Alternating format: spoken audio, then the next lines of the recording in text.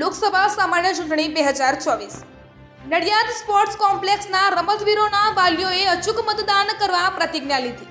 જિલ્લા કક્ષા young talent identification કાર્યક્રમમાં બેટરી ટેસ્ટ દરમિયાન મતદાન જાગૃતિ કાર્યક્રમ યોજાયો.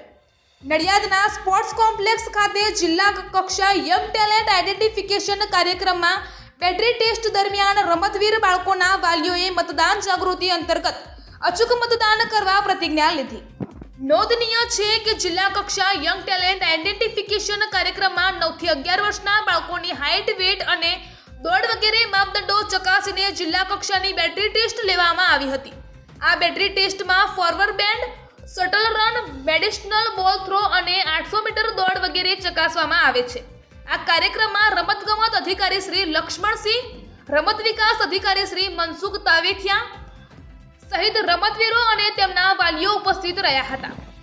નટપુર ન્યૂઝ સખત અને સતત આપની સેવામાં. અમારા ફેસબુક પેજ, ઇન્સ્ટાગ્રામ, યુટ્યુબ ચેનલને સબસ્ક્રાઇબ કરો અને ફોલો કરો.